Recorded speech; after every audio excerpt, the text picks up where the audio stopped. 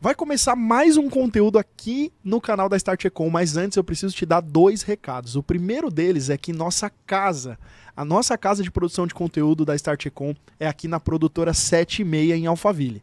Então você que pensa em produzir um podcast, fazer evento, gravar curso, aqui é o maior ecossistema, um ecossistema completo de soluções para você que quer produzir seu conteúdo. Então, se você quiser saber mais sobre a produtora 76, é só clicar aqui na descrição desse episódio que você vai ter acesso a toda essa estrutura, essa mesma estrutura que a gente utiliza aqui na Start Econ. E o segundo recado é que você que é head de e-commerce, diretor de e-commerce ou gerente de e-commerce, se você lidera uma operação de e-commerce, você pode, além de consumir os nossos conteúdos, participar da nossa comunidade. É só você clicar aqui embaixo também, tem um link para você fazer a sua aplicação, responder ali um questionário e caso você seja aprovado, você vai participar daquilo que eu considero o nosso maior ouro, que é a troca entre os heads que acompanham nossos conteúdos aqui. A gente já tem centenas de membros e você tem um grupo exclusivo no WhatsApp. E vocês podem trocar informações entre si, além de participar também dos nossos eventos presenciais que acontecem toda primeira segunda-feira do mês. Então, clica aqui embaixo, antes de consumir o conteúdo, faz a sua aplicação e depois volta aqui que vai começar um episódio. Olá, pessoal. Estamos começando mais um episódio do podcast Líderes Digitais. Eu sou Juliana Couto. E eu sou a Priscila Viana. E hoje a gente está aqui com o Otávio German, que é Head de Digital da Pura Vida. Seja muito bem-vindo. Bem-vindo, Otávio. Super feliz de estar aqui, obrigado pelo convite. Eu acho que a gente vai ter um papo super legal hoje. Super. Com certeza, Tô bem certeza. animado. Sua bagagem não falta, né? De tudo quanto é coisa. Espero que a gente consiga compartilhar bastante aqui. Se der a gente inspirar também algumas trajetórias. Com e certeza. acho que a troca vai ser bem legal. Bem Vai legal. ser sim, com certeza. Bom, pra gente começar, conta um pouquinho aí dessa trajetória, como que você caiu nesse mundo de e-commerce. Eu sei que você teve uma experiência vasta aí também em varejo, né? E a gente estava falando aqui um pouquinho nos bastidores, a gente sempre bate um papo antes, né? Você falou que você teve experiência como trainee, então acho que tem um monte de gente aí também, às vezes tentando no processo de trainee. Conta um pouco aí pra gente da sua trajetória. Boa. Eu acho que cair às vezes é um bom verbo, no sentido de que não era algo talvez planejado desde o início. Uhum. Eu terminei a faculdade e estava talvez com muitos jovens assim, meio... Tá bom, qual é o próximo passo? Tem gente que eu admiro muito, com 17 anos já tem certeza do que vai fazer. Ai, muito difícil Eu fiz isso, comunicação, né? Legal. e depois eu fiz administração. Então eu tava meio assim, num primeiro momento, quero trabalhar na área, com o que eu vou trabalhar? Eu via talvez um pouco a rotina e a dinâmica e falava, poxa, acho que não sei se eu me identifico 100%. Tinha algumas carreiras ali mais óbvias, tipo, acho que dá para ir para uma pegada mais agência e publicidade, dá para ir para marketing. E eu comecei a pesquisar um pouco mais sobre o que eu achava que era a galera que eu entendia que estava bem encaminhada. E essa turma toda estava com uma cabeça de que era passar em processos de trainee. E aí eu falei, cara, deixa eu entender o que são esses processos. E aí acho que, enfim, muita gente que está nos ouvindo deve conhecer, mas as empresas faziam, né? Acho que ainda fazem, mas faziam com bastante Hoje frequência. a gente vê menos, né? Assim, ainda existem era uma processos. Febre, ainda é uma febre isso? Eu acho hoje em dia menos, assim, Não é? né? Eu acho que naquela época foi um boom, né? De Realmente, Era quase que trainee. assim, o lugar para você Era um estar. segundo assim. vestibular, né? É, Quase isso, dá para dizer que Era um quase. segundo segundo vestibular. vestibular. Então, no último ano eu falei, cara, deixa eu, sei lá, de repente eu consigo me descobrir aqui com mais facilidade. Comecei a participar, são várias dinâmicas, várias e várias etapas. Então, assim, no primeiro ano que eu testei, eu falei, cara, acho que ainda não tô pronto. Eu comecei a entender um pouco melhor e os caras já queriam um nível de experiência, assim, que talvez fosse até um pouco acima da média. Tinha uma turma que tinha experiência fora do Brasil. E eu falei, bom, como é que eu vou conseguir correr atrás e, no mínimo, assim, disputar com essa turma, né? Então, um dos meus movimentos foi, cara, pelo menos alguma coisa fora do Brasil eu vou precisar fazer. Então, eu tinha início de carreira juntado pouco dinheiro, tempo suficiente para ficar ali num perrengue uns 2, 3 meses só, fora. E aí, falei, cara, mas eu consigo dar o check e dizer que pelo menos eu tenho uma experiência internacional para chegar e participar dos processos. Para poder brigar, né? Para poder brigar. E assim, ainda não tinha indústria definida, era meio que qualquer indústria. E comecei a prestar trainee para farmacêutica, para banco, para empresa de seguros, para tudo. Pra tudo. E nesse segundo, depois na volta, nesse segundo momento, Putz, aí eu bati na trave 3 vezes, assim. Aí você foi morar fora. Fui morar, voltei. Fiquei 2, 3 meses e voltei e prestei os processos no fim do ano de novo. Porque geralmente eles aconteciam 1 ou 2 vezes por ano. Meio que vestibular mesmo, né? E... Você fez por conta própria ou você pegou alguém pra te mentorar e tudo? Porque Fiz por conta própria. tinha gente que pegava até um consultor, assim, né? Não. Pra mentorar. Acho que até interessante. Não, foi meio que na raça, assim, aprendendo. Eu meio que assim, putz, beleza, fui eliminado hoje. Aí eu vi os caras que passaram, o que esses caras têm? Comecei meio que a modelar os caras que eram aprovados. Aí esse cara tem uma experiência Mapear os concorrentes. tem uma experiência mais próxima da indústria, esse cara que também tinha essa parte fora do Brasil, esse cara, sei lá. Beleza, e aí eu meio que ia fazendo quase que os gaps e entendendo a distância. Então eu vi que, assim, tinha ali vamos dizer assim, uma patotinha dessa aprovação, o cara tinha que ter ali alguma coisa fora do Brasil, e aí por isso que eu falei, cara, deixa eu pelo menos ter, sei lá, 2, 3 meses fora do Brasil. No fim acabei ficando um pouquinho mais, mas inicialmente a ideia era ficar 2, 3 meses. E aí voltei para tentar de novo. E aí bati na trave 3 vezes em indústrias diferentes, mas aí eu já tava com uma cabeça um pouco mais de, cara... Tá bom, mas será que eu vou prestar para tudo, sem muito filtro, e o que passar, passou? Será que não tem alguma coisa que tem um match um pouco maior? E aí, quando eu tava fora, eu fiquei na Irlanda, a Amazon tava expandindo bastante a operação na Europa, isso aí já tô falando mais ou menos de 2013, tá? E aí, cara, eu comecei a entender um pouco melhor, a galera já tava com uma cultura um pouco mais de receber em casa, e que pro Brasil tava acontecendo ali em 2012, 2013, mas relativamente engatinhando. Nem tava aqui. Nem tava.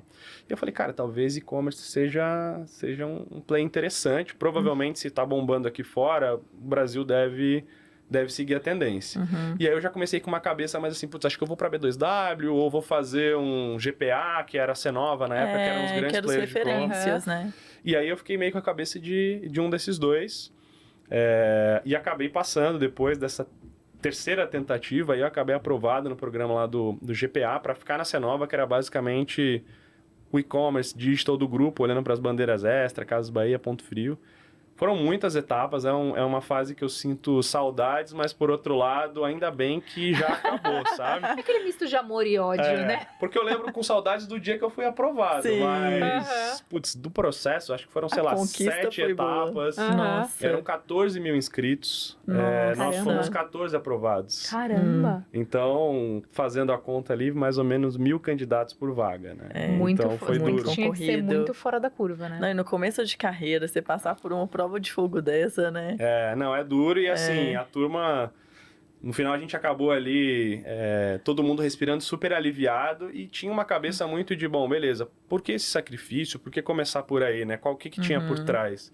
As empresas mais ou menos investiam nessa turma para, teoricamente, desenvolver futuras lideranças e você teria a promessa de ter uma carreira... Eles viam grandes potenciais ali, né? Uma carreira acelerada, em tese, se você entrasse por essa porta. Então, acho que é por isso que muita gente queria participar. E aí foi mais ou menos assim que eu caí. Então, depois meio que de fazer esse processo e tentar modelar o que era o candidato aprovado, depois de um tempo eu acabei me tornando candidato aprovado e isso foi, acho que foi o meu início ali na trajetória no e-commerce. Mas eu entrei lá no GPA e na Cenova, né, com talvez um programa de trainees em que eles ainda estavam entendendo exatamente como tirar o melhor de cada um desses trainees. Então, meus primeiros 6 meses foram mais ou menos do que é o padrão, a gente roda pelo negócio como um todo. Sim. E aí você entrega meio que projetos em todas as áreas, mini projetos, mas você entrega em todas as áreas. Isso é muito legal para você ter uma visão 360 né? do negócio. Então, a gente foi para atendimento ao cliente, eu atendi cliente, eu entreguei geladeira. Caramba! A gente faz meio que tudo nessa rotação e a ideia é realmente, tipo, olha, você não vai ficar com uma cabeça de escritório e no ar-condicionado, você está num negócio de varejo, de pessoas, então a gente ia também para a rua antes, mesmo, tudo bem, uma operação digital e de e-commerce, mas a gente ficou 6 meses tentando entender o que era o negócio e depois você é alocado numa área final. E aí, como eu tava com essa cabeça de marketplace, eu acho que esse negócio vai bombar no Brasil, eu falei, cara, eu quero ficar em marketplace. Ah, beleza. E aí o marketplace lá tava basicamente inaugurando o que a gente entende hoje como marketplace. O primeiro do Brasil, acho que foi o Extra, que era uma bandeira do GPA na época. O Extra.com foi o primeiro marketplace que recebeu lojas. Então, assim, eu tava meio que com a turma que tava montando o primeiro marketplace do Brasil. Isso em 2014, 2015.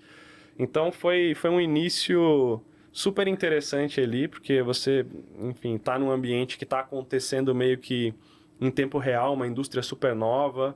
A turma que estava envolvida nisso desde o começo, tá cada um no seu canto espalhada, mas viraram referências de alguma forma, porque estavam ali realmente no começo, tateando, entendendo. A gente tinha uma rivalidade super divertida com a turma da B2W, assim, no sentido de que a gente ficava meio, cara, quem que tá crescendo mais, quem que tá vendendo mais. Então tinha bastante essa cultura de varejo ali, que eu acho que é um DNA importante quando a gente olha para crescimento, para vendas.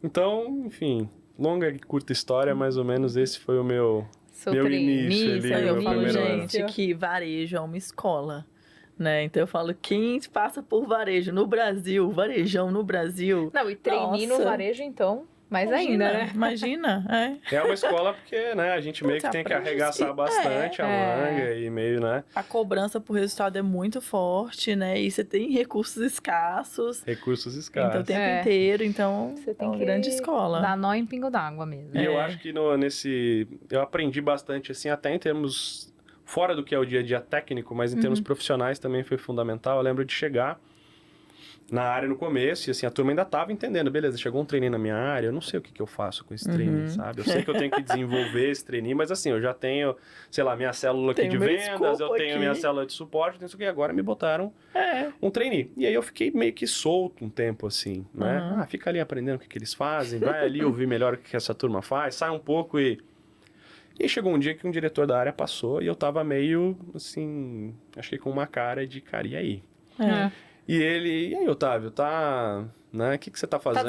Tá desmotivado? O que você tá fazendo? E eu falei pra ele, eu não tô fazendo nada. E ele falou, você não tá fazendo nada? Eu falei, não tô fazendo nada, eu tô meio que, sei lá, tô meio que solto aqui, eu ainda não consegui. Nossa, você não tá fazendo nada? Tá bom. E aí ele foi lá e deu uma cobrada no meu chefe direto, falou, cara, ele não tá fazendo nada, dá coisa pra ele fazer. E aí deu uma levantada ali, eu comecei a entrar um pouco mais perto, que tinham 2 projetos que poderiam ser projetos em potencial. Um era, eles já estavam querendo abrir para lojistas chineses, começarem a vender no marketplace, e aí era basicamente abrir para a China, aquilo era 2014, 15. E o outro era fazer a integração das operações físicas da Via Varejo, para a gente ter uma pegada omnichannel já de cara. Então, o cliente já poderia retirar o produto em loja, esse era o desenho do projeto. Que legal. Então, sei lá, eu quero receber em 7 dias na minha casa, ou eu quero ver qual é a loja mais próxima e, de repente, retirar em loja. Lá. Foi o primeiro click and collect do Brasil também, de e-commerce no Brasil. Então, eu me aproximei desses 2 projetos, mas assim, eu ficava assim, cara, e aí, qual que eu vou, qual que eu não vou? Ninguém tá me direcionando. E eu fui de novo falar com esse diretor e falei, cara, até agora nada, e aí? E aí, dessa vez, ele veio e me devolveu. Falou, mas e você também? Você também tem que ir atrás, você também tem que puxar. Foi lá, falou com o meu chefe na época, meu chefe me puxou para uma sala e falou, cara, você tá querendo trabalhar? Então tá bom, então, beleza, você vai pegar esse projeto e meio que você vai liderar. E aí, em pouco tempo, eu saí meio do não estou fazendo nada. Meu Deus. Fazendo tudo. Para, cara, meu Deus, e liderando um time grande, que não eram reportes diretos, mas que era uma turma grande liderança. ali para meio que fazer aquele negócio acontecer. No fim, um par meu acabou ficando com um projeto lá de lojistas chineses, e eu tinha a missão de rolloutar 1.030 lojas físicas para o modelo de click and collect. A gente tinha, sei lá, uns 6 meses para fazer isso. Então, esse foi o meu projeto de trainee depois de encher a paciência lá da turma que eu queria trabalhar. Os caras, não, beleza, então você vai trabalhar. E aí, acho que isso foi fundamental, acho que para os próximos anos da minha carreira, porque meio que eu tive que fazer interlocução com 1.000 áreas diferentes, a turma toda de operação de loja não necessariamente era mega fã do projeto no início, porque você estava vendendo o estoque da loja sem pagar comissão para o vendedor. Na prática, você vendia ali a geladeira, né? A geladeira é mais difícil, mas você vendia, sei lá, a TV ou micro-ondas pelo site, e o cara ia lá na loja retirar o estoque da loja e levar para casa dele. E o vendedor vendia esse estoque com alguma comissão. E aí a gente começou a falar, cara, por que esse negócio não está funcionando? A gente está vendo que tem cliente indo para a loja, mas assim, toda hora tem ruptura de estoque. Será que é TI? A gente começou a fazer muitas reuniões com o time de tecnologia. Cara, é problema na integração, esse estoque não existe. A gente começou a perceber que os vendedores, em alguns momentos, escondiam o estoque nas lojas para poder vender esses produtos depois para o seu cliente, né? E eu falei, cara, mas aí como é que a gente vai fazer? E a gente teve que remodelar um modelo de incentivo para os vendedores se sentirem parceiros dessa iniciativa. Então, volta com o time de treinamento de loja, como é que você faz de alguma forma esse cara ter uma comissão triplicada no caso de um upselling. Você não vai vender a TV, mas se você vender o hack, você tem Você ganha mais comissão. 3 vezes mais comissão do que... E aí, com isso, a gente foi aos poucos conseguindo fazer esses caras virarem parceiros também. E o negócio, aos poucos, foi tracionando. Mas, assim, até você identificar e ter o diagnóstico preciso do... Putz, por que esse negócio não tá rodando? A gente meio que testa N hipóteses, assim. Eu acho que o testar e aprender rápido talvez tenha sido um grande diferencial para a gente conseguir fazer o rollout. A gente fez o rollout, foram acho que eram 1.027 lojas que a gente rolloutou. Então, você entrava no site, jogava seu CEP, identificava a loja mais próxima.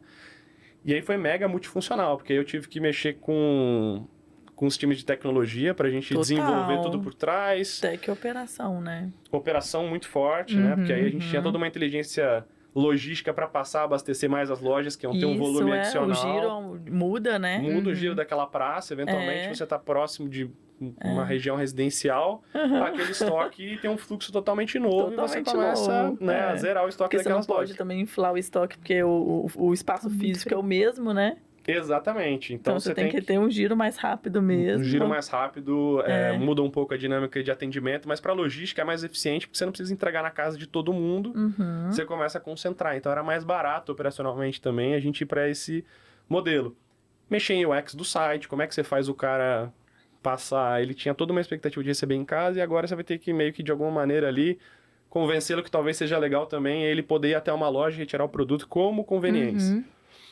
Abriu uma porrada de ponto de retirada, então também tinha essa dinâmica de ir aos poucos com os treinamentos de loja convencendo a turma, mas no fim eu acho que foi suado e deu certo, a gente conseguiu fazer o rollout, pouco tempo depois já era uma fonte de receita considerável dentro do nosso faturamento. Mas o que isso tem a ver com o marketplace? A gente usou toda a infraestrutura para plugar lojistas para transformar essas lojas físicas em lojistas dentro da nossa estrutura. Então, aí, com isso, eu já meio que embarcava a tecnologia que a gente já tinha para acelerar o processo de rolloutar esses caras para dentro. Sim. Então, a gente conseguiu em 6 meses, eu terminei ali aquele primeiro ano com esse projeto e acho que em pouco tempo fiquei satisfeito, a turma gostou, foi super transformador para a indústria no geral, no sentido de que a gente teve alguns outros players tentando e fazendo isso nos outros anos, né? Então acho que agora é relativamente... Nossa, acho que vários fizeram, né? mas tiveram muitos desafios, né? E você ficou quanto tempo lá? Então, no total, assim, quando eu cheguei, a C9 tinha acabado de abrir, porque é o seguinte, o GPA tinha sido não vendido, mas ele tinha tido o controle de um grupo francês, que é o Casino. Naquela época, Abílio Diniz, Casino, etc e tal. E aí a gente tinha uma marca dentro do GPA que era Nova.com, que era basicamente toda a parte online das bandeiras Extra, Casas Bahia e Ponto Frio. Mas tinha a parte offline que era a Via Varejo, das mesmas bandeiras. Então era engraçado porque eram as mesmas marcas, mas eram 2 empresas diferentes. E aí quando eu cheguei, então basicamente abrindo capital lá da antiga Nova.com virou C-Nova, porque aí tem o C do Casino e do Cdiscount, mais o Nova.com. Tinham aberto capital acho que era Nasdaq, eles tinham aberto, e falou, cara, acho que a gente vai comprar via varejo e integrar essas operações. Só que pouco tempo depois, a gente foi vendo que talvez o que fizesse mais sentido, a gente não, mas a turma que estava basicamente organizando essa visão do M&A, é que talvez a via varejo tivesse mais chance de comprar a C-Nova do que o contrário. Então, esse processo de integrar as lojas físicas com online foi quase que, sei lá, o pontapé anterior a essa conversa toda de fusão, e a gente foi entendendo talvez os negócios vão se potencializar muito mais, obviamente, se essas marcas estiverem juntos. 100% dentro do mesmo grupo. Então, Nova.com, C-Nova, esse meu ano de trainee mais um pouquinho e depois eu já fiquei via varejo porque a gente mesmo. Na prática houve a fusão das operações. E aí eu fiquei lá até, acho que no total foram quase 4 anos. Lá foi a sua grande escola de digital? Acho que foi a minha primeira escola, acho que, eu diria que sim, eu diria que foi a minha grande escola, porque eu tive contato realmente pude ter essa oportunidade de meio que tocar a operação por diversos pontos diferentes logo no começo, né? Então você acaba cumprindo um pouco a missão, talvez, do que era o programa de trainee, de ter uma visão mais holística e falar, cara, beleza, agora se você aperta aqui, provavelmente você afrouxa aqui, como é que a gente consegue ter uma visão um pouco mais do todo. Normalmente o início de carreira é você muito fechado naquele seu escopo. Aí você vai muito bem naquele escopo que você faz, aí você vai mais um pouquinho, te dão mais um pouquinho de escopo, aí você vai mais um pouquinho, te dão mais um... Aí fala, cara, essa pessoa tá indo bem, de repente eu vou colocar uma pessoa pra ela liderar. E a minha foi um pouco diferente, porque meio que eu fiquei ali, cara, não tô sendo de fato desafiado aqui, cadê meu trabalho? E aí já falaram, cara, tem 20 pessoas aí pra você tocar um projeto. Aí foi sua primeira liderança já. Foi não foi formal, no sentido de que as pessoas não respondiam dentro da organização, mas... Mas é uma super experiência. E eu No acho que é projeto até já mais foi. desafiadora, né? Porque Exato. você tem que liderar times totalmente multidisciplinares. E que não tem o título, diferentes. Não tem, você não é o líder, Você você não é é o líder. meio um PO, PMO ali, Tem que né? construir uma Exatamente. autoridade, tudo. né? Porque você tem que engajar todo mundo para entregar um negócio que é um projeto seu, né? Exatamente. No fundo é um projeto seu ali. Exatamente. Então você é responsável por aquilo, mas é muito bom. Acho que é um desafio super, super, assim, que agrega demais. Né? Você Demais. passa muito perrengue, mas você aprende batendo a cabeça mesmo, né? Dando as caras no chão mesmo.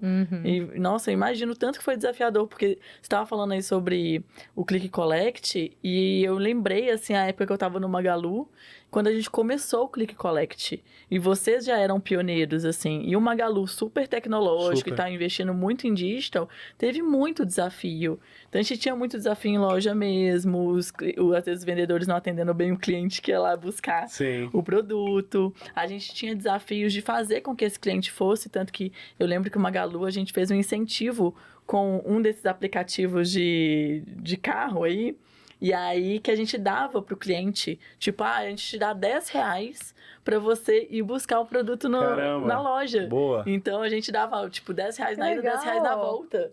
Então, Muito a gente legal. fez uma parceria para incentivar o cliente a ter essa experiência. E isso bem depois de vocês. Então, assim, eu imagino você super jovem, com um desafio desse, né, que foi pioneiro no Brasil, referência, assim, como projeto, assim. Então, muito, muito inspirador mesmo, E assim, aí, bem depois legal. de lá, pra onde você foi? Então, e acho que... E aí, Priscila, você falou 100%, porque o desafio pra mim ali foi uma liderança de influência sem ter a total. liderança, né? PMO, não é? Que eu acho que é uma das Eu coisas mais tinha difíceis. que organizar uma turma que não respondia diretamente É. pra mim. E eu, assim, geralmente eu era bem mais novo do que as pessoas que Sim, estavam total. ali. Então, era tipo, cara, por que eu vou É, respeitar esse moleque que tá organizando tinha aqui, que fazer né? as pessoas verem valor naquilo, E né? era meio que nosso, né, gente? Nunca é projeto meu, é um Não, projeto nosso, é um é. projeto da companhia, como a gente vai trazendo isso juntos. E aí, óbvio, fiz ali bons relacionamentos, amizades. E um antigo chefe meu, ele tinha topado ir tocar e iniciar não, mas acho que acelerar a operação de e-commerce da Leroy Merlin. Aqui no português, Leroy Merlin, no francês Leroy Merlin, mas aqui é Leroy Merlin. E aí ele falou, cara, eles estão com uma bandeira aqui que a gente precisa lançar no Brasil, não tem nada de digital, de repente você pode ser o cara de e-commerce lá, quer bater um papo com os caras? E aí eu fui pra lá, inicialmente para trabalhar com ele, depois eu meio que acabei me separando e ficando mais focado nessa marca específica, que era Zodio, o nome aqui no Brasil. Mas foi É uma muito marca rápido. própria deles? É uma marca própria, que na Europa é relevante. Os caras estavam basicamente também focado em varejo também, mais naquela parte Leroy de casa e decoração e construção, mas eles tá. eram uma pegada um pouco mais casa e decoração. Mas aí durou pouco, foram mais ou menos 6 meses, porque eu recebi no meio do caminho também de um antigo cara com quem eu tinha trabalhado a proposta de ir para o Rio de Janeiro para a L'Oréal. A sede é lá. E aí foi sua experiência em indústria, né? Que é Foi a minha diferente. experiência em indústria. Eu tava louco para ir para a indústria, porque eu queria conhecer o outro lado também. Com margens um pouco melhores, a gente também ganha um pouco mais de tranquilidade. Com mais processos, um pouco mais diferente. processos, né? Porque O ritmo é um pouco diferente. Mais Apesar que no burocrático, digital eu falo que nunca é um ritmo tranquilo. é É uma das áreas da empresa mais agitadas, né? super agitados e assim, a gente, óbvio, né? Acho que quem passou pelo varejo sabe que às vezes a gente tinha que vender meio que o almoço para comprar Totalmente, o jantar, sempre, né? Então, cara, como é que é E na a L'Oréal indústria? foi marketplace, né? Que você também trabalhou lá. Pois é, então aí o desafio lá era assim, cara, a L'Oréal, como acho que boa parte das indústrias, não estava no D2C, eles estavam basicamente vendendo seus produtos através de Marketplace.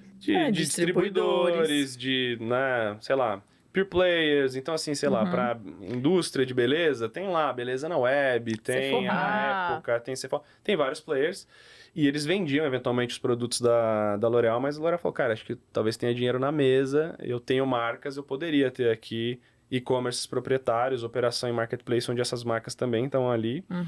A gente precisa estruturar isso. E aí eu fui para, basicamente, tentar deixar o D2C, o B2C mais relevante dentro do negócio. Também numa pegada de projetos no início. Acho que talvez vocês estão percebendo, mas assim, eu gosto bastante de pegar as coisas meio que do chão, Eu quase também. começando. Construir, né? Tipo, Eu tem também gente que tem esse gosto, perfil, né? Eu também tenho super esse perfil. Gosto bastante, e aí... construir. Contrato time, é muito legal. Muito legal, né? E aí, putz, também foi uma experiência... Assim, inicialmente eu não queria sair de São Paulo, né? Mas ela tava lá no Rio, vamos lá, tal. Mudei pro Rio. Fiquei lá até... meados ali mais ou menos de 2020, durante a pandemia. E aí começou a pegar um pouco pra mim essa questão de, putz, será que eu quero estar aqui no Rio durante a pandemia e tal? Mas antes de voltar pra cá, a gente lançou uma porrada de site de marca da L'Oréal, inclusive nos marketplaces. Então, quando a pandemia estourou e as lojas ficaram fechadas, a gente estava super preparado. Que legal. O negócio era menos de 1%, talvez. O D2C era menos de 1% do que era o faturamento Brasil. Foi a viradinha de chave, putz, né? E aí chegou a, sei lá, 10, 15, 20% durante a Nossa, pandemia. para uma indústria do Surfou tamanho da onda, L'Oréal, super representativo. Muito, muito representativo. Então, assim... Talvez seria uma área ali embrionária e de repente o board da empresa olha tudo pra lá, né? Tipo, mudou tudo. Epa, Porque a pandemia meio que talvez tenha, para o nosso mercado, ela trouxe 20 anos em 2 anos, talvez, em termos de aceleração. Não sei se 20 mais uns 10 ela trouxe. Uns 10, com certeza. Em termos de transformação digital e etc e tal. E realmente eu fui, né? E o e-commerce até 2019, por aí, todo mundo olhava e falava, cara, é muito legal, esse é o futuro. Mas na hora das discussões grandes dentro das empresas... era onde vamos feio, tirar, né? investimento Total. é do e-commerce, vamos tirar, né?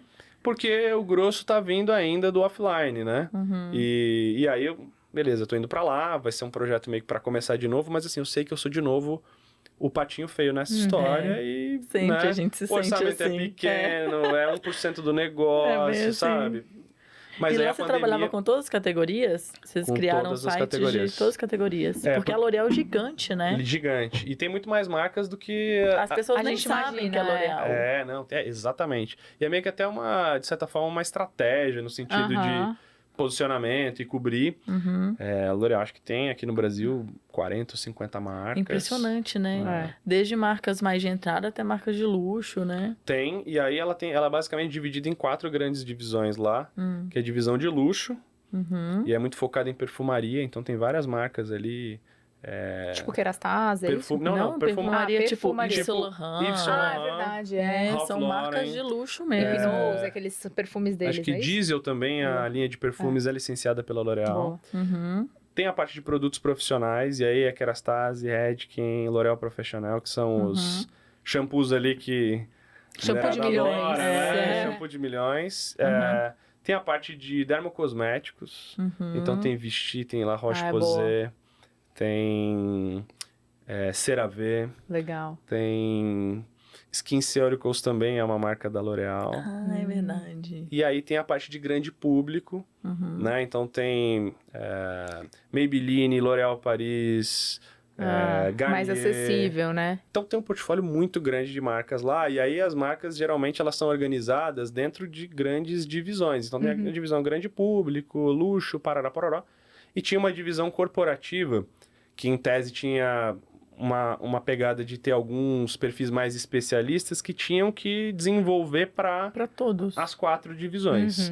Então, eu estava dentro dessa estrutura mais corporate que a gente tinha que olhar para as 4 divisões. Mas o dinheiro também não é seu 100%. Você tem que meio que convencer a divisão de que ela tem que botar grana naquele... Porque ele provavelmente vai tirar de algum lugar, Vai. porque não é algo que já estava assim, no orçamento de uma... Né? Então volto eu lá de novo para negociar, Convencer todo para mundo. influenciar, para vender projeto. Eu lembro que em 2019 a gente fez uma primeira Black Friday com cara de varejo mesmo dentro da L'Oréal, então meio que capitaneei um pouco a questão cultural é muito diferente. A gente Então, que tá como que acostumado a foi virar à isso? noite, né? No varejo, né? Aham. E lá a turma, tipo, virar à noite, cara. É. Black Friday. Aham. E aí a gente fez, né? Inclusive, foi engraçado porque a turma realmente, né? E eu falei, gente, ninguém é obrigado, tá? A virar à noite, mas assim, a gente... Provavelmente da quinta para sexta vai ter o nosso boom aqui, vai ser de quinta para sexta. Eu tô acostumado a virar, eu vou virar. E aí eu fui vendo a turma indo embora. E aí ficou eu mais uns 2 doidos lá. E a gente meio que assim, vendo que as vendas estavam um pouco abaixo do que a gente tinha imaginado lá para umas 9, 10 da noite. Aham. Falei, cara, e agora, cara? Não tá vindo e tal, a turma foi embora. E a gente começou a falar com os marketplaces na época, né? E aí falei, cara, e aí? Como é que eu consigo um espaço de banners, home na categoria?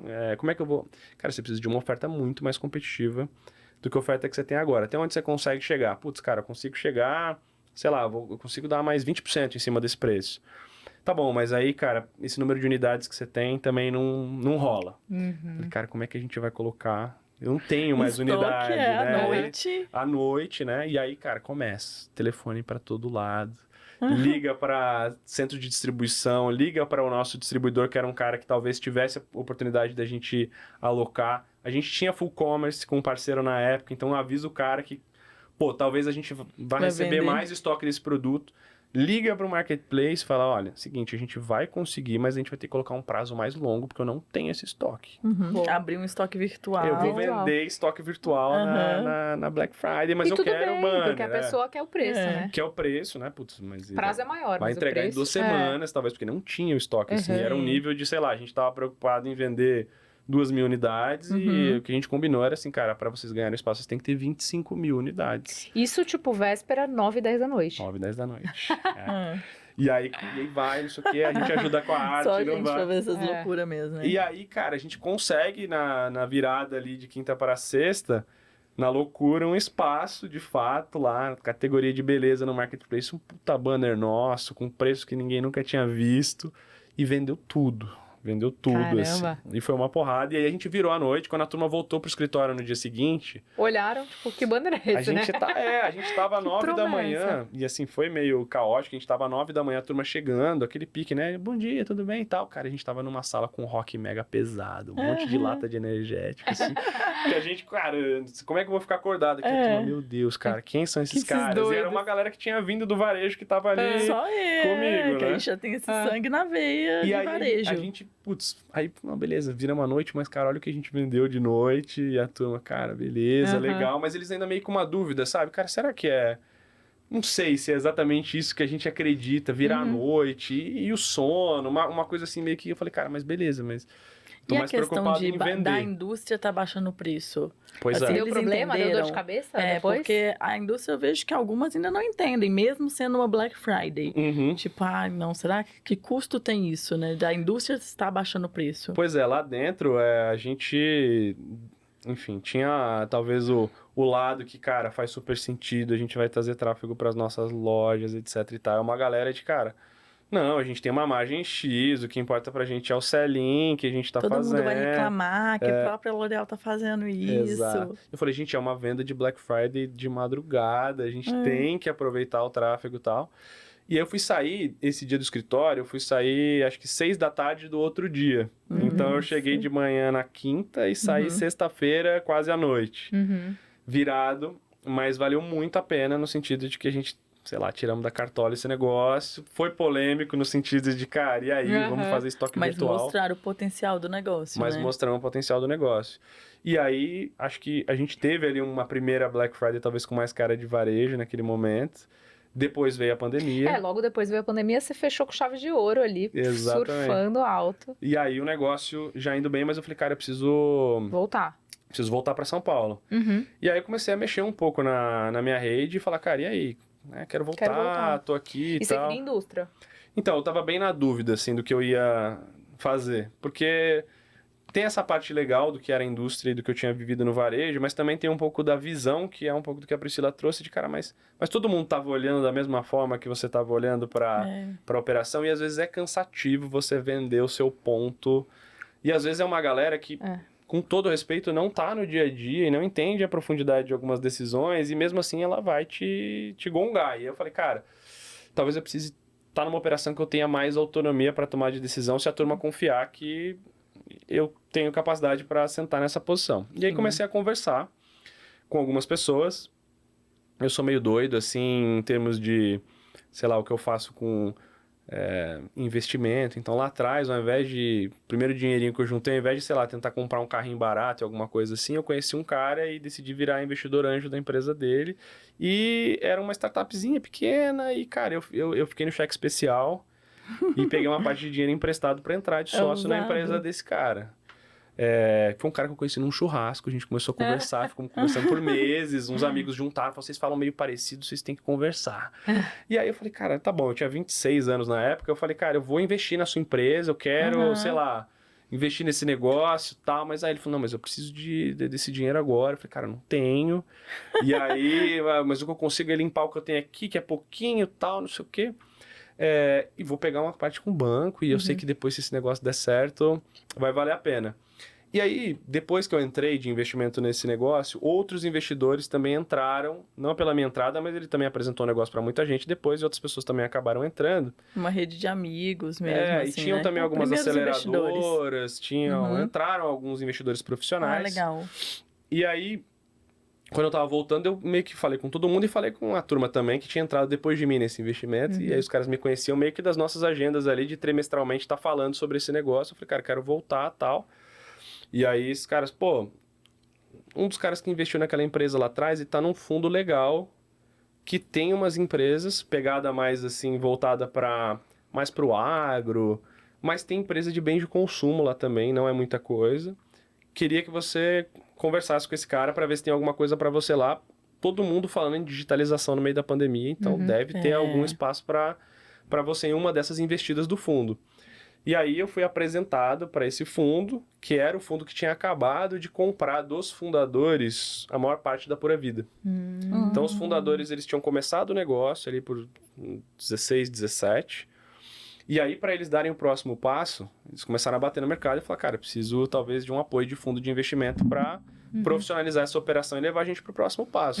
Que seja vender empresa, que seja conseguir investidores maiores. E até uma das coisas que eles brincavam era que seja a gente abrir capital fora do Brasil e não sei o quê. Até durante o meu processo eles mostravam assim a Nasdaq, olha, você quer ir para a Nasdaq com a gente, não sei o quê. E aí... eu falei, cara, não conheço, nunca ouvi falar de Pura Vida.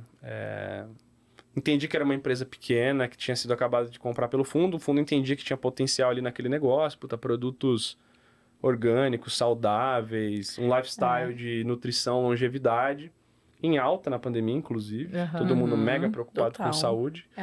E aí fui conversar com o Adrian, que é um dos fundadores. E ele super, obviamente, otimista com o negócio, mas eu falei, cara, beleza, o fundador tá otimista, eu também estaria. E aí eu comecei a ver que eles tinham trazido, por exemplo, já 2 diretores parrudos de mercado. Eu falei, cara, por que esses caras estão aqui? Por que esse cara que poderia estar em qualquer outro lugar tá aqui? Tem alguma coisa aqui. E aí eu comecei a levar mais a sério o processo e eles falaram, cara, a gente quer hoje alguém para tocar a nossa operação de digital, que é a maior parte do negócio, e pela primeira vez eu ficaria na maior parte do negócio. Eu tava sempre no 1%, no 5%. Sempre era o primo pobre, né? Sempre era o primo pobre, e a turma falou, cara, a gente é uma nativa digital hoje, é 70% do faturamento. É verdade, ela é DVNB, né? Então, é 70% do faturamento, tal, não sei o quê. E aí, como é que você vê isso, tal, pra você? Eu falei, pra mim é animal, eu sempre fui o outro lado, patinho feio, não sei o quê. Beleza, seu time são 2 desenvolvedores. Seu time são 2 desenvolvedores, como é que é pra você? Você tá saindo de um lugar que tinha muito mais gente e tal, beleza. Hoje é isso, a gente tem era plataforma própria ou não? Não, eles tinham acabado de fazer uma migração para a plataforma da Local Web, para Tray, a antiga Tray, agora é Wake. E, cara, tem 2 desenvolvedores, são os caras que estão dando suporte para essa plataforma, 2, 3. A gente tem 2 agências plugadas para organizar a campanha de performance e tem alguém para dar suporte em CRM. E é isso. E a gente tem uma visão como fundo aqui, que é o controlador, de em 5 anos a gente fazer uma saída desse negócio. Essa saída pode ser sei lá, vender essa empresa em 5 anos, pode ser conseguir um retorno sobre o que a gente investiu em 5 anos, trazendo outros investidores, mas tinha uma visão ali de 5 anos para pura vida. Então eu falei, cara, não conheço, mas eu vi caras grandes e relevantes topando o desafio. Para mim, de novo, vai ser tirar um negócio do chão, mas acho que aqui é a parte mais relevante do negócio pela primeira vez. E eu acho que eu vou conseguir... Eu sei fazer, né? Sei fazer, e acho que aqui eu vou ter autonomia de tipo, é por aqui, e a galera vai falar, bom, se você falou que é por aqui, é por aqui. E eu tive muito isso já desde o começo. Então, quando eu cheguei, tinha esse time, sei lá, de 2 desenvolvedores e tinha a turma plugada. Eu brinco que agora eu tô fazendo 4 anos e são, parece que 4 empresas diferentes que eu vivi nesses 4 anos. E é muita empresa para viver em 4 anos, né? É então, muito intenso, né? É muito As intenso. Mudanças grandes, né? A gente acelerou esse plano, então esse plano de vender o negócio em 5 anos, na prática a gente finalizou o processo e conversou com muita gente fora da Nestlé. Quando a Nestlé conheceu, ela não entra para investir 10%. Ela meio que, cara, se eu gosto, eu quero tudo. Sim. E ela comprou tudo em menos de 2 anos da minha entrada. Então o plano de 5 a gente acabou entregando em 2. Caramba. E aí, nesse primeiro ano, foi muito mais assim, cara, beleza, o que esse negócio faz bem? Então, eu brinco que esse meu primeiro ano e a primeira empresa foi a fase de startup. Cara, o que esse negócio faz bem? Com pouca gente, a gente tem que continuar. Eu não posso chegar e falar assim, cara, é o seguinte, para esse negócio crescer, você precisa me dar 50 pessoas. Não. Isso O não é cara- cabeça de Aí startup. o cara fala, esse cara tá totalmente desalinhado com o uma nosso empresa, momento. Esse cara tá com uma cabeça ainda de big company. Eu falei, cara, eu vou ter que também mudar um pouco a pegada aqui. Então, eu entrei muito numa linha de, cara, beleza, o que a gente faz bem aqui? E fui entendendo aos poucos o que era core e o que daria para internalizar à medida que a gente continuasse crescendo em receita. Então, primeiro ano foi muito assim. Aí eu cheguei, a gente já fez uma Black Friday, foi super legal a Black Friday. O negócio, sei lá, vendeu o dobro do que vendia nos meses anteriores. Então, eles viram, cara, a Black Friday é relevante.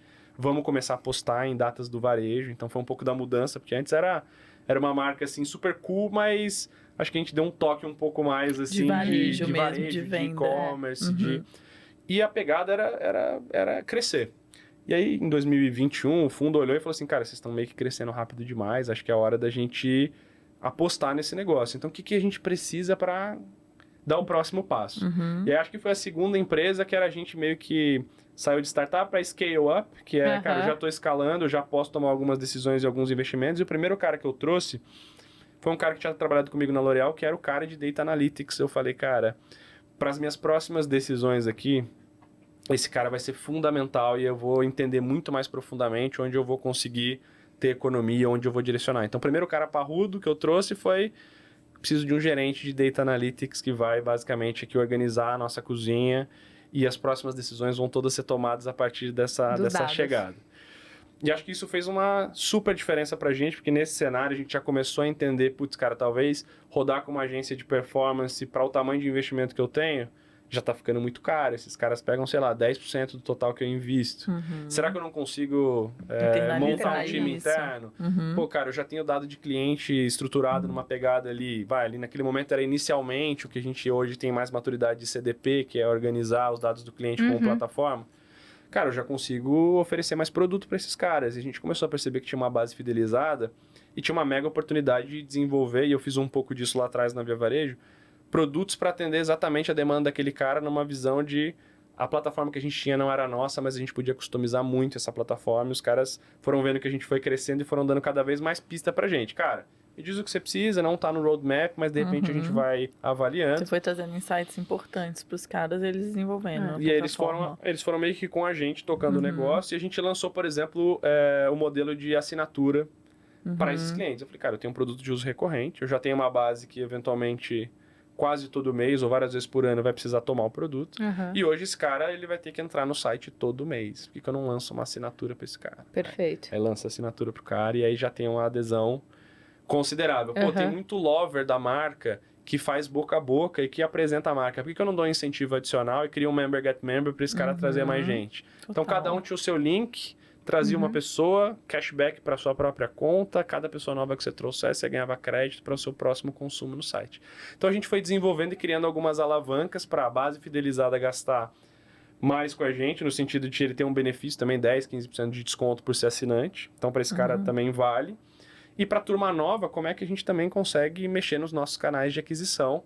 E eu acho que foi esse segundo momento, o nosso momento scale up, onde a gente conseguiu talvez os números mais atraentes. E aí a gente começou, de fato, a ser abordado pelo mercado. E, cara, beleza, Pura Vida, 2 anos atrás, estava começando, a gente conhecia, mas agora meio que parece que vocês estão se posicionando como um player relevante. E aí foi, de fato, o momento onde a gente começou a conversar com o mercado e entendeu que talvez aquela visão de 5 anos fosse, na verdade, antecipada e que a gente teria uma possibilidade de vender o negócio, que para o fundo, para os fundadores, a gente também como executivo, obviamente era um movimento interessante para a gente ali conversar com players que pudessem investir ou comprar 100% do negócio. E aí a gente fecha essa operação lá em meados de 22 com a Nestlé. Entra uma terceira fase, que é a integração com o negócio grande de novo, né? Então, Sim, que aí tem um monte essa... de dores aí também, né? Que eles Não falam, cara, beleza, eu comprei porque a gente tem várias coisas que talvez dê para aprender agregar com vocês, a operação também de big company, para como que a gente D2C, aproveita a nossa estrutura E também pra ajudar investimento, né? vocês. Muito... investimento, sinergia. É. Então, essa 2022, 2023, essa fase que a gente está standalone, a gente ainda é uma marca meio que separada, temos CEO, temos diretores e temos estrutura toda separada, mas que a gente está meio que já bebendo um pouco da fonte ali daquele universo, né? E até a gente chegar agora em 2024, onde a gente já está conseguindo, de certa forma, com o que a gente fez na Pura Vida e principalmente essa visão de novo, o D2C não era forte para a L'Oréal lá atrás e também hoje para a Nestlé ainda não é super desenvolvido como canal, ainda tem muito uma dinâmica B2B. Então a gente já está conseguindo, cara, como é que a gente como operação D2C nativa já consegue ajudar marcas aqui dentro a se estruturar para fazerem operações D2C. Então acho que esse é o momento atual e o quarto momento. A gente recebeu um reporte, acho que faz 2 meses, e a Pura Vida já e isso na verdade para mim foi super surpreendente, a gente já para a parte de saudáveis da Nestlé globalmente, a gente já é o site D2C mais acessado do mundo. Caramba, que legal. E para mim foi super surpreendente porque a gente tem China e Estados Unidos que são muito mais maduros do que o Brasil e em e-commerce. Então, assim... Imagina, pra concorrer gente, com os Estados Unidos. Que referência, né? A gente maior de saudáveis já entrando, crescemos bastante ano passado. E aí foi muito legal, porque aí seu telefone dentro da empresa começa a tocar um pouco mais. Cara, só aqui da operação do Canadá, eu queria entender, vocês são o maior, o que vocês estão fazendo? Cara... Aí fui pra Suíça ano passado, a gente apresentou o que era a Pura Vida, o que a gente fazia. Pra quem não conhece, a Pura Vida é muito incrível de suplementos, né? A matéria-prima, né? Tem todo um cuidado, uma qualidade, assim, muito superior do que tudo que você vê por aí, né? É uma preocupação imensa, assim, entregar valor. No nível que a pessoa começa a falar, cara, beleza, talvez o posicionamento seja mais premium, mas em termos de concentração, de pureza, vale a de pena, profundidade. Né? O custo-benefício é bom. E a gente tenta também, obviamente, se relacionar bem com essa turma. Então, olha, tem um programa de assinatura, agora a gente lançou recentemente um programa de fidelidade. Então, cara, se você compra sempre no site, você vai tendo mais e mais benefícios para voltar e continuar comprando no canal. É difícil concorrer com os marketplaces que recebem centenas de milhões de visitas por ano e acaba um tráfego sendo gigante. Então, como é que você, como operação D2C, continua sendo relevante no mundo dos marketplaces, né? E se eu me lembro bem, a história da Pura Vida começou muito com influenciadora, não é? Na verdade, a história da Pura Vida começou assim... De fortalecer a marca mesmo. Teve um pouco mais... Não sei se foi Pugliese, alguma coisa ali. Eu lembro de muitas... A gente, na verdade, acho que... E tiveram algumas marcas mais ou menos contemporâneas que tiveram bastante uma pegada de influenciador, mas a gente talvez tenha apostado nisso um pouco depois. A gente preferia ter uma turma meio poucos e bons, e aí era meio que o oposto, talvez, vamos pegar esse exemplo. A pessoa que falava de 10 marcas ao mesmo tempo não era o tipo de influenciador que a gente procurava. Até hoje, assim, né? A gente prefere talvez um menor, mas que a pessoa olha e fala, cara, beleza, ela não fala de 10 marcas por dia, de 20 marcas por dia ou por semana. Porque vocês querem isso, é esse cliente que é fidelizado, né? Que vai olhar e vai valorizar, né? Vai falar, cara, beleza, você tá me falando isso é porque você, provavelmente, esse é o seu lifestyle, você acredita nisso, você consome o produto. E a Pura Vida nasceu de uma forma muito interessante. O fundador, são 2, né? Mas assim, o cara que talvez tenha idealizado a marca, ele falou, olha... Flávio? O Flávio Passos. cara, eu tenho uma questão pessoal, ele trazia que ele tinha tido um problema de obesidade durante a infância, começou a se alimentar muito melhor, e ele virou um pesquisador sobre alimentação saudável e benefício de o quanto isso pode eventualmente acrescentar na sua vida. Saiu do Brasil, foi estudar fora, etc e tal, e ele voltou e começou a fazer palestras aqui sobre esse lifestyle mais saudável, e ele falava, olha, gente, não tem no Brasil, mas assim, olha, isso aí, o melhor para você, para isso a sua queixa, provavelmente é você aumentar, sei lá, a concentração de ômega 3 na sua nutrição. Ou isso aqui, putz, tem algas que vão te ajudar com o mercúrio.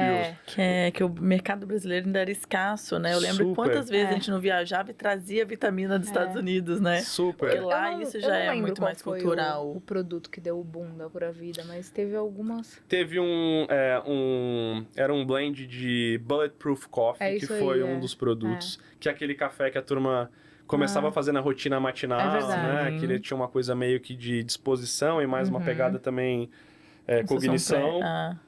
Então isso foi interessante. A gente teve Coco Cream, que também é um produto de leite de coco.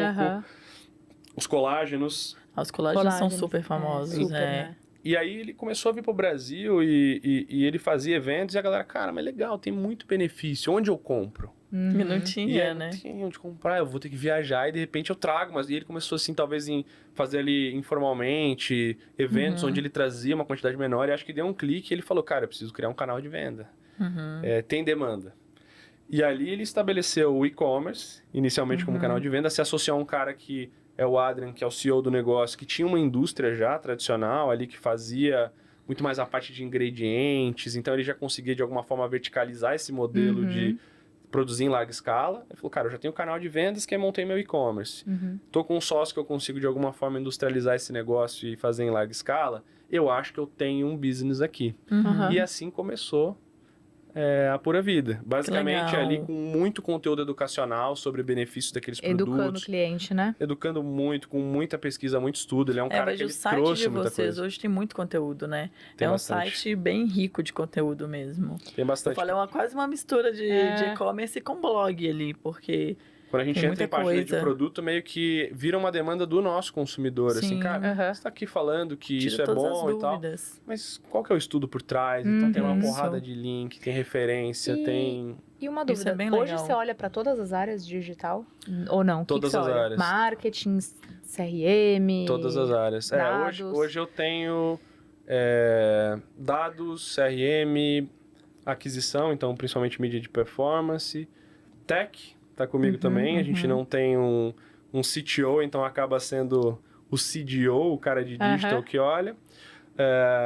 E saque? E a gente tem também inovação. Saque está com um time de marketing, que é basicamente, a gente não chama de saque, a gente chama de CX, que é o relacionamento que acho que vai muito além só de atender. Mas, né? E aí tá comigo também uma área de inovação que a gente já começou, e aí eu roubei da Magalu, mas a gente chama de Pura Vida Labs. Onde a gente desenvolve os nossos produtos digitais proprietários. Então, alguns desses muita produtos... coisa interna, né? A gente faz tudo interno. Desenvolve tudo. Tudo interno.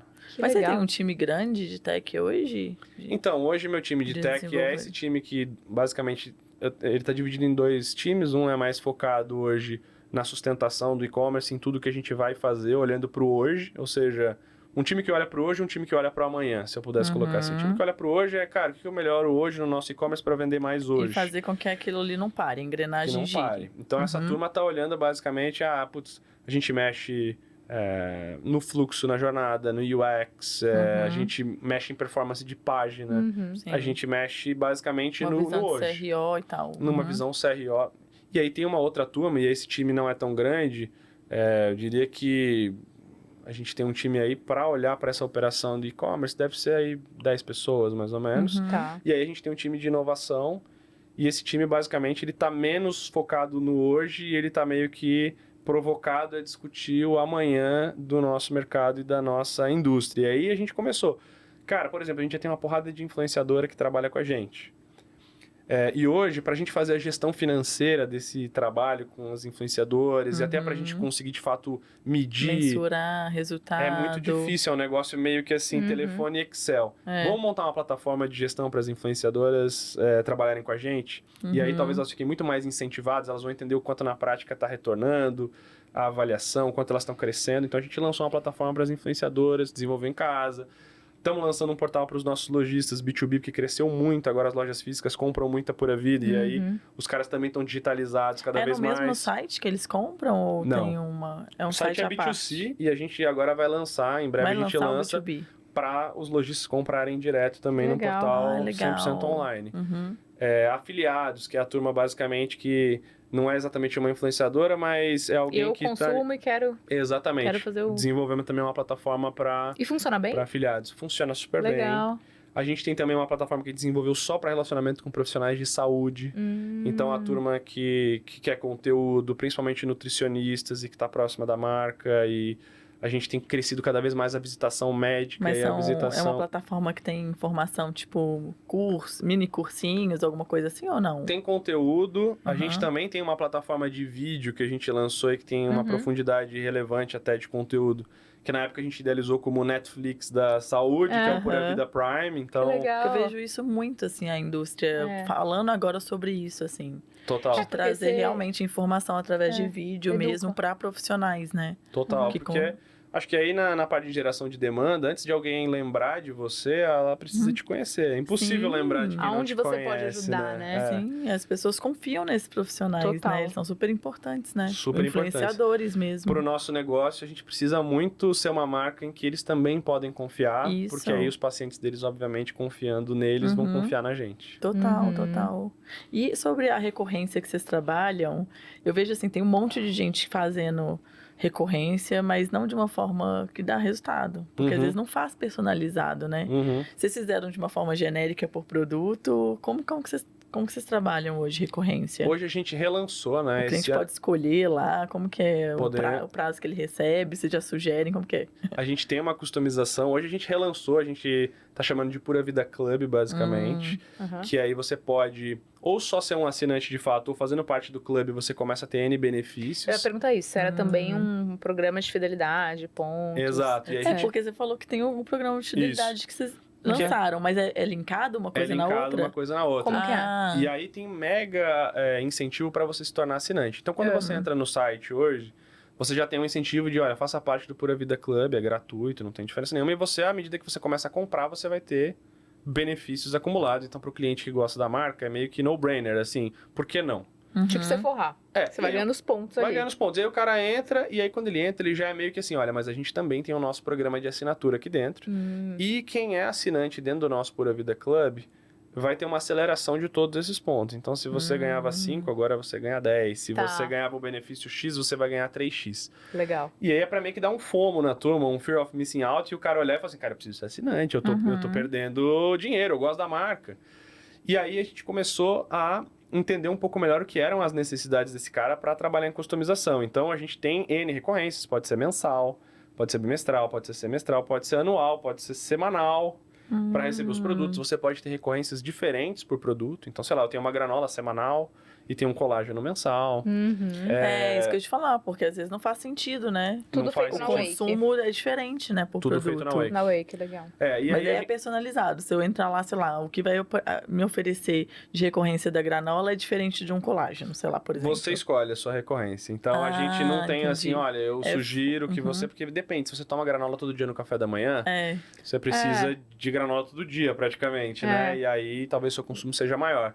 Você tem uma família maior, se você sozinho. Exatamente. Né? E aí, a Wake é uma plataforma que eu participei de alguns eventos até com eles, e é legal porque os outros clientes vêm nos procurar e falam, puta, Pura Vida sempre é um case que eles trazem, porque vocês parecem que começaram a mexer muito na plataforma dos caras, né? E eu falo, é uma relação de amor e ódio que a gente tem, porque eu começo são todas as plataformas, né? Porque eu começo a reclamar dos caras, e as coisas tipo, cadê? Eu sou grande, eu sei que eu sou grande aí, eu preciso disso. E aí o cara te devolve e vira aquela coisa de...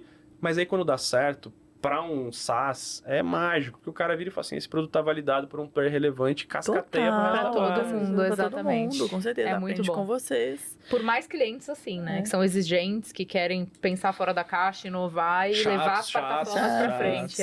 Nossa. Otávio, e essa parte do clube mesmo, assim, o que vocês trouxeram de diferencial? Porque assim, eu vejo muita empresa também fazendo programa de loyalty, e na hora que eu vejo é um pouco mais do mesmo. E eu vejo assim que cada vez mais o cliente quer personalização, a gente vê isso até para mídia de performance e tal. Sim. Que a gente gasta menos quando a gente personaliza mais e que tá cada vez mais difícil personalizar, mas é necessário. E eu vejo assim, por exemplo, programa de loyalty às vezes é muito quadrado, assim. Sim. Sei lá, por exemplo, quem gasta mais é quem tem mais benefícios. Só que às vezes tem um cliente que ele compra sempre, ele é super fiel a você, só que ele não é o cara que gasta mais. Sim. Tem um ticket menor, né? Às vezes o ticket dele é menor, aí sei lá, às vezes tem um cliente que ele faz uma compra no ano muito grande. Sim. E aí esse cliente eu vou dar tudo pra ele. E às vezes o cara que compra todo mês, ele não ganha nada. Tinha que medir pela recorrência, na verdade. Então eu penso assim, tem vários, isso é um exemplo, né, que eu acho que a gente tem que avaliar, mas assim, por isso que eu acho meio falho os programas de loyalty hoje, assim. Sim. Então, o que vocês trouxeram de diferente? Tem algum ponto que é diferente, assim, o loyalty da Pura Vida? Eu acho que do nosso objetivo inicial, o loyalty ele tem muito mais a missão de relacionamento de longo prazo do que pensar no ticket de curto prazo. Então eu vou estar muito mais valorizando um cara que é um assinante meu, ele pode assinar R$50 por mês. Sim. E um cara que gasta R$2.000 vai pontuar menos do que um assinante de R$50 por mês, por exemplo. Então o que eu quero é que o cara olhe para isso e fale, bom, o que é importante aqui é o relacionamento de longo prazo. E a gente já começou a perceber alguns indicadores, por exemplo, a LTV é uma coisa que a gente mede regularmente. Já está aumentando a LTV da nossa base a partir do programa de loyalty, porque a turma está gastando mais do que gastava antes. Se o relacionamento for duradouro, essa conta vai fechar. Mesmo que o cara gaste menos hoje. Então, o nosso ticket de assinante ele é menor do que o não assinante. Só que o não assinante compra X vezes por ano e o assinante compra todos os meses. Então, esse cara vai ter um LTV maior no longo prazo. A gente começou a medir também recorrência. O quanto que a nossa recorrência aumentou para essa base. Ou seja, a base começou a ter 2, 3, 4 pedidos a mais do que eles fariam na média depois do modelo. Então, o nosso foco é menos remunerar o cara que gasta mais e trocar dinheiro por cashback. E é muito mais, cara, como eu te incentivo a ter um relacionamento de longo prazo a partir de benefícios que, no nosso caso, são desproporcionais mesmo. É tipo assim, se você não é assinante, seu benefício é esse. Se você é assinante, seu benefício é muito maior. Esse. E aí o cara, tá bom, eu vou assinar. Não tem dúvida nenhuma. Eu vejo, gente, cada vez mais as pessoas não tão fiéis à marca, né? Exatamente. Então, ainda mais a gente vê vários números aí de geração Z, quanto o pessoal não é fiel à marca. Não é. Então, assim, quando você cria isso da recorrência, de fazer relacionamento, a gente fala muito de CAC altíssimo, né? Total. Então, tem que pensar em tudo isso, né? E nos nossos canais de relacionamento também, a gente está tentando estar onde o cliente está. Então, o WhatsApp pra gente virou um canal super relevante. A gente, no ano passado... Do nosso faturamento CRM, o ano passado 40% veio do WhatsApp. Olha, que demais. Vocês fazem venda pelo WhatsApp hoje ou não? A gente já... sim, dá pra dizer que sim, a gente faz, mas é muito mais uma pegada de...